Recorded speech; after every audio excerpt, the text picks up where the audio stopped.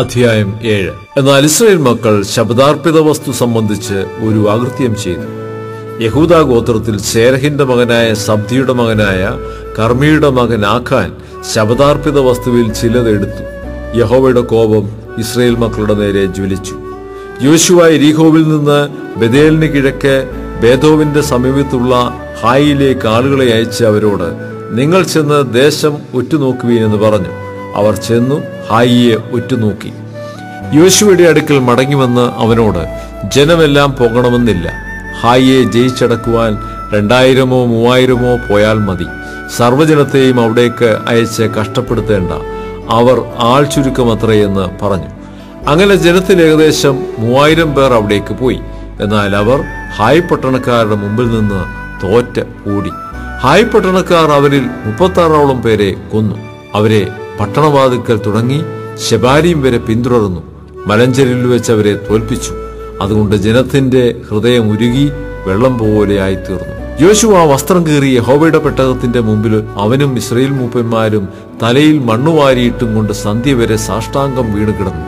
അയ്യോ കർത്താവായ യഹോവേ, ഞങ്ങളെ നശിപ്പിക്കാൻ അമോര്യരുടെ കയ്യിൽ ഏൽപ്പിക്കേണ്ടതിന് നീ ഈ ജനത്തെ യോർദാനിക്കരെ കൊണ്ടുവന്നത് എന്ത്?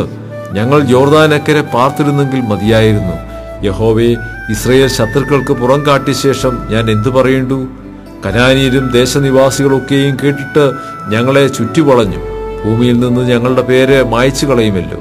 എന്നാൽ നീ നിന്റെ മഹത്തായ നാമത്തിനു വേണ്ടി എന്തു ചെയ്യുമെന്ന് യോശുവ പറഞ്ഞു. യഹോവ യോശുവയോട് അരുളി ചെയ്തത്, എഴുന്നേൽക്കാം. നീ ഇങ്ങനെ സാഷ്ടാംഗം വീണ് കിടക്കുന്നത് എന്തിന്? ഇസ്രായേൽ പാപം ചെയ്തിരിക്കുന്നു. ഞാൻ അവരോട് കൽപ്പിച്ചിട്ടുള്ള എന്റെ നിയമം അവർ ലംഘിച്ചിരിക്കുന്നു. അവർ ശപഥാർപ്പിതം എടുത്തിരിക്കുന്നു. അവർ മോഷ്ടിച്ച് മറവ് ചെയ്തു.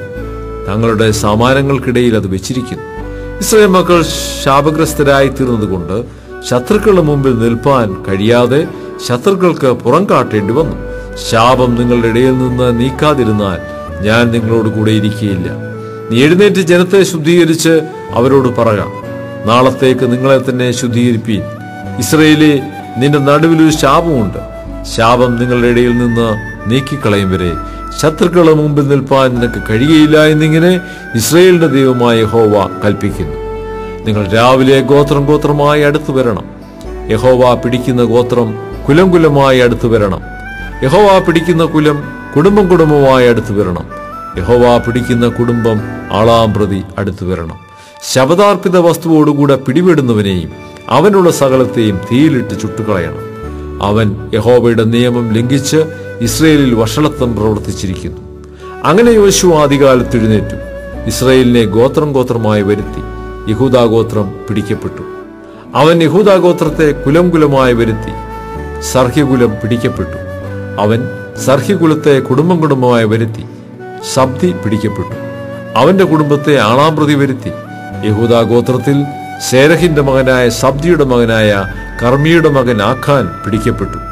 യോശുവ ആഖാനോട്, മകനെ, ഇസ്രായേലിന്റെ ദൈവമായ യഹോവയ്ക്ക് മഹത്വം കൊടുത്ത് അവനോട് ഏറ്റുപറക. നീ എന്ത് ചെയ്തു എന്ന് പറക. എന്നോട് മറച്ചു വയ്ക്കരുത് എന്ന് പറഞ്ഞു. ആഖാൻ യോശുവയോട്, ഞാൻ ഇസ്രായേലിന്റെ ദൈവമായ യഹോവയോട് പിഴച്ച് ഇന്നിന്നത് ചെയ്തിരിക്കുന്നു സത്യം. ഞാൻ കൊള്ളയുടെ കൂട്ടത്തിൽ വിശേഷമായ ഒരു ബാബിലോന്യ മേലങ്കിയും 200 ശേക്കൽ വെള്ളിയും 50 ശേക്കൽ തൂക്കമുള്ള ഒരു പൊൻകട്ടിയും കണ്ട് മോഹിച്ച് എടുത്തു. അവ എന്റെ കൂടാരത്തിന്റെ നടുവിൽ നിലത്ത് കുഴിച്ചിട്ടിരിക്കുന്നു. വെള്ളി അടിയിലാകുന്നു എന്ന് ഉത്തരം പറഞ്ഞു. യോശുവ ദൂതന്മാരെ അയച്ചു. അവർ കൂടാരത്തിൽ ഓടിച്ചെന്നു. കൂടാരത്തിൽ അതും അടിയിൽ വെള്ളിയും കുഴിച്ചിട്ടിരിക്കുന്നത് കണ്ടു.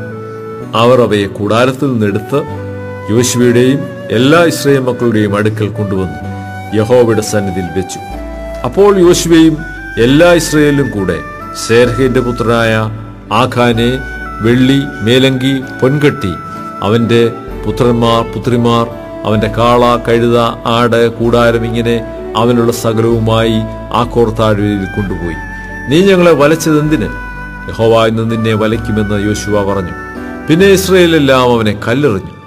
അവരെ തീയിലിട്ട് ചുട്ടുകളയുകയും കല്ലെറിയുകയും ചെയ്തു.